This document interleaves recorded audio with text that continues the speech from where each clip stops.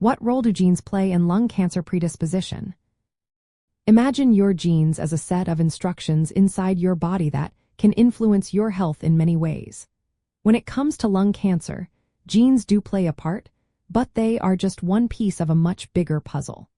While environmental factors like smoking and exposure to harmful substances are the main drivers of lung cancer, genetics can also influence how likely you are to develop the disease.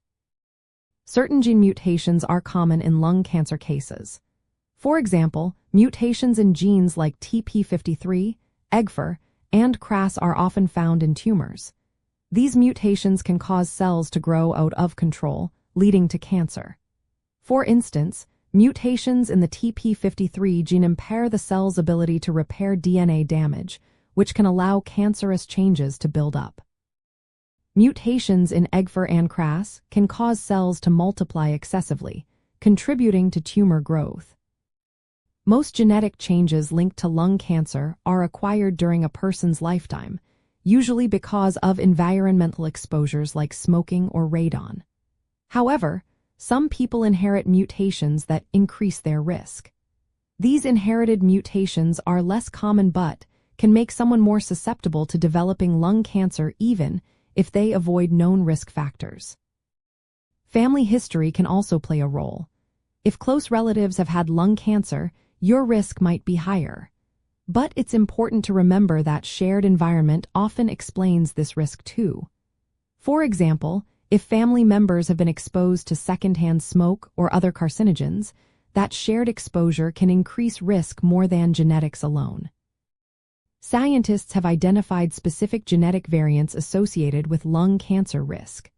Some of these are rare but high risk, while others are common and confer a lower level of risk.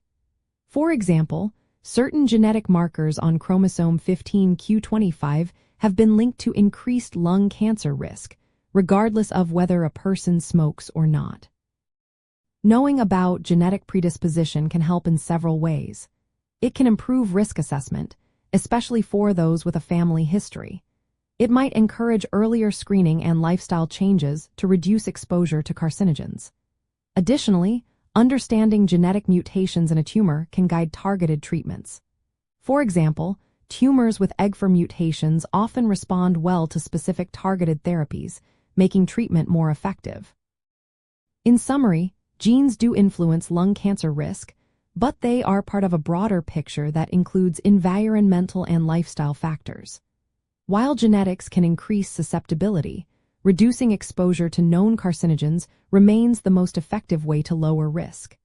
If you are concerned about your genetic risk, talking to a healthcare professional can provide personalized advice and screening options. Remember, each person's situation is unique, and ongoing research continues to deepen our understanding of how genes and environment work together in lung cancer.